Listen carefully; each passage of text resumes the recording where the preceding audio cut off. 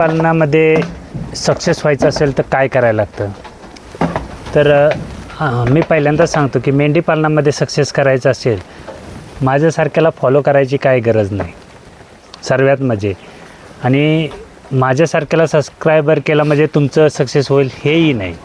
तर तुमच्या जिद्दीला फॉलो करायचं आणि तुमच्या मेहनतीला सबस्क्राईब करायचे, तर मेंढीपालनात तुम्ही सक्सेस होणार आहे. कारण मी पण जेव्हा सुरुवातीला ज्या काय अडचणी होत्या तेव्हा खूप साऱ्या मोठ्या मोठ्या लोकांना फॉलो करायचो, त्यांचे व्हिडिओ पाहायचो, पण तसं काय होत नव्हतं ना इकडं. जेव्हा मी माझ्या जिद्दीला आणि मेहनतीला फॉलो केलं आहे ना, तेव्हापासून मात्र एकदम सक्सेसच्या दिशेनं चाललेलं आहे. तर हे तुम्ही लक्षात ठेवलं पाहिजे की जर काय तुम्हाला जर करायचं असेल, ठीक आहे, प्रत्येकाचं थोडं थोडं मार्गदर्शन घेणं गरजेचं आहे. माझ्याकडचं 2 शब्द चांगले असतील, त्याच्याकडचे 2 शब्द चांगले असतील, ह्या सगळ्या गोष्टींनी मेंढीपालन होतं. आता इथे येणारे प्रत्येकजण मला काही ना काहीतरी शिकवत असतात. मला सगळं येतं किंवा मी सगळं करतो अशी काही गोष्ट नाही. तर येणारा प्रत्येकजण मला काही नाही काहीतरी एक तरी पॉईंट सांगत असतात, त्याच्याप्रमाणे माझं मेंढीपालन चालत असतं. तुम्हालाही तेच करायचं असतं. किती लोकांचं पाहू द्या, पण आपल्या मनाला जिद्दीला जे काय वाटतंय ना त्याप्रमाणे करायचं. फक्त याच्यामध्ये 2च अडचणी कंपल्सरी येतात. काल पण मी 1-2 रील पाहिल्या होत्या, त्यांचंही तेच म्हणणं आहे की ग्राउंडला जर असेल तर 90% प्रॉब्लेम हे ग्राउंडला येतात. तर मी तर सांगतो की 99% प्रॉब्लेम हे ग्राउंडला असल्यामुळेच होतात. बाकी तुम्ही ह्याच्यामध्ये काही करू शकता, चाऱ्याचं नियोजन काय जे काय करायचं ते करू शकता. आणि जर काय तुम्ही असं जर केलं उंचीवरती, तर त्यातल्या 99% जे प्रॉब्लेम आहेत ते कमी होतात. म्हणजे औषधं देणं, इंजेक्शनं देणं, लसीकरण 2च लागतं, बाकीचं तर लागत नाही. आणि जो काय तुमचा चारा आहे त्या चाऱ्यामध्येच हे कंप्लीट होतं. पण तुमची जिद्द तेवढी पाहिजे की बाबा हे मी करू शकतो. कारण आमच्यासारख्या डोंगरामध्ये जर 8 महिने थंडीचा मोसम असतानासुद्धा हे जगतं आहे किंवा चांगलं होतं आहे, ह्याचा अर्थ तुमच्या जर भागामध्ये काही केलं असं तर ह्याच्यापेक्षा क्वालिटी होणार हे मला पण माहिती आहे. आणि मी नेहमी सांगत असतो, फक्त काय झालं की असं काय होईल ही लोकांना शंका असते. की मलासुद्धा तर पहिल्यांदा असं होतं की एवढं शेड बांधलं आहे, सगळं केलं, पण हे सक्सेस होईल का, ही माझ्याही मनात शंका होती. तशीच प्रत्येकाच्या मनात ती शंका आहे की आम्ही जर असं काही केलं तर सक्सेस होईल का. आणि जर काय असं असेल ज्याचं कुणाचं छोट्या प्रमाणात असेल ना, त्यांनी फक्त काय करायचं आहे की ही लहान पिल्लं उंचीवरती राहतील, म्हणजे लहान पिल्लं माती खाणार नाहीत, ह्याची एक काळजी घ्या. सुरुवातीला काय असं शेडबीडच्या मागे लागू नका, कारण ही खर्चिक गोष्ट आहे, मला पण माहिती आहे. फक्त मशनीचा पर्याय तुम्हाला म्हणजे आहेच नाही. म्हणजे तो जो काय चारा बारीक करतो त्याच्यामध्ये ऑप्शन नाही. बारीक केलेला चारा 100% खातात, आणि बारीक नाही जर केला तर त्यातला 40% चारा तुमचा कचऱ्यामध्ये जाणार आहे. असं नाही, असं जरी केलं तरी बॅलन्स तिथंच येतं. 40% वाया जाणारा चारा आणि घेतलेल्या मशनीचा पैसा हा जर केलं कॅल्क्युलेशन तर सेम त्याच जागेवर येतं. मग ते तुम्ही ठरवायचं. आणि जर काय तेवढा बारीक चारा करून जर ही खात असतील तर मग ते केलेलं सर्वात उत्तम असतं. फक्त लहान पिल्लांचा एक विषय आहे, त्याला दुसरा काही पर्यायच नाही. आणि खूप सारी लोकं सांगतात की मार्गदर्शन चांगलं करतात, सगळं करतात, पण काय होतं ते डॉक्टरच्या भाषेमध्ये जेव्हा सांगतात ना एखाद्या, तेव्हा माझ्यासारख्या जी काय कमी शिकलेलं किंवा मिडल क्लासमध्ये किंवा एकदम साध्या पद्धतीनं मेंढीपालन करणाऱ्यांना ती भाषा समजत नाही ना आम्हाला. मग आमचं काय होतं आहे, तिथंच गणित फसते ना की ह्यांचं काय सांगितलं हे आमच्या डोक्याच्या वरनं जात असतं.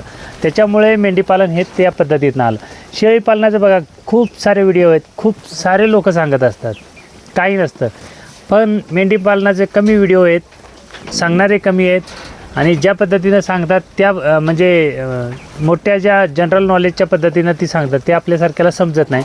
आणि तिथंच आमचं गणित बिघडतं. कारण मीही तेच केलं होतं. कारण माझं तेव्हा कसं झालं होतं की मोठ्या लोकांना फॉलो केल्यामुळं आपलं चांगलं होईल असं माझा विचार होतं. पण कसं झालं की त्यांची जी काही भाषा असते किंवा त्यांचे जे काही शब्द असतात काही लोक सांगणाऱ्यांचं, ते आपल्याला समजत नाही ना, आपल्याला ते कळतही नाही. मग तेव्हा काय होतं की आपण जे केलेलं असतं ते चुकीचं होतं.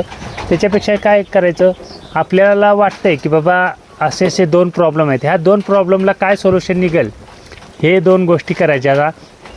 आणि त्याच्यानंतर तुम्हाला काही करत नाही बसायचं, ह्यांना चाराच खायला घालणे, दुसरा काय करत बसणे नाही. आणि राहिला प्रश्न खुराकाचा, तर आता मी प्रत्येकाला नेहमी सांगितलेलं आहे, तुम्हाला जेवढं खिशाला सोसेल तेवढा तुम्ही खुराक घालू शकता. तुम्ही जास्त घाला कमी घाला असं काय नाही. माझ्याकडे जेवढं होतं किंवा मी जेवढा घालतो तेवढंच सांगू शकतो. तुम्ही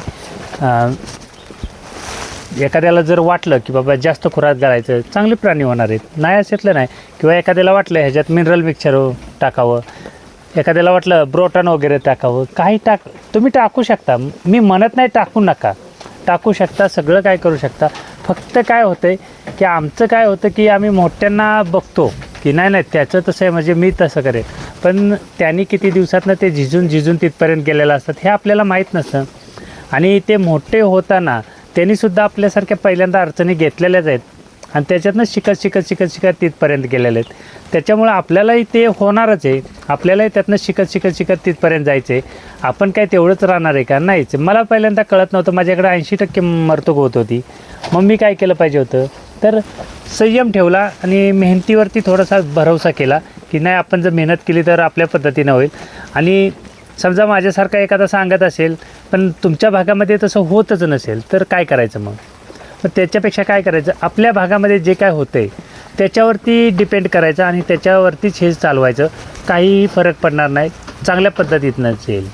तर माझं मेंढीपालन मोठं आहे किंवा त्याचं मेंढीपालन मोठं आहे मग मी त्या पद्धतीनं, तर तसं काही करू नका. तुमच्याकडे जो काही चारा उपलब्ध होईल त्याच्यानुसार मेंढीपालन करायचं, ही सर्वात मोठी गोष्ट आहे. आता लोक सांगतात की हे लावा ते लावा, पण आमच्यासारख्या भागात जर येत नसेल तर मग काही करायचंच नाही का? तर मी नेहमी सांगत असतो प्रत्येकाने तुमच्या भागात ज्या काय गोष्टी येत आहेत, बाहेरनं काय आणूच नका आणि बाहेरनं काय आणून लावूच नका. तुमच्या भागात जे येते ना त्याच्यावरती फोकस करा आणि त्याच्यातनं डेव्हलप करून जर होत असेल ना तर 100% चांगल्या प्रकारे मेंढीपालन होतं, असं काहीच नाही. आणि जेवढा पण ह्या मेंढीपालनामध्ये जर चाऱ्याचं नियोजन बारीक पद्धतीनं केलं तर मात्र कुठलाच त्रास येत नाही. माझ्यापेक्षाही पिल्लं चांगली होतील, माझ्याकडे पिल्लं सर्व चांगलीच येतं.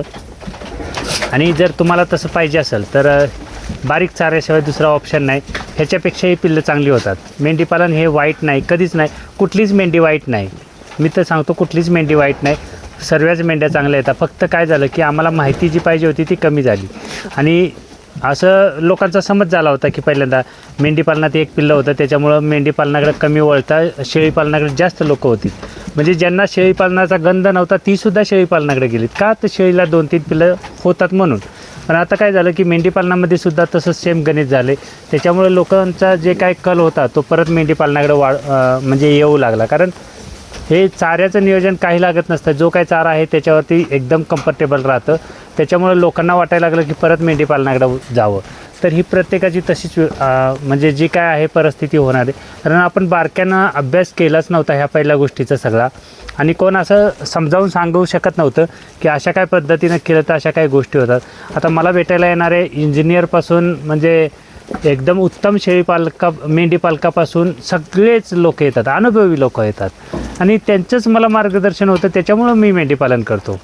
असं काही वेगळं केलं आहे किंवा माझं प्रशिक्षण झालं आहे अशा काही गोष्टी नाही येतात.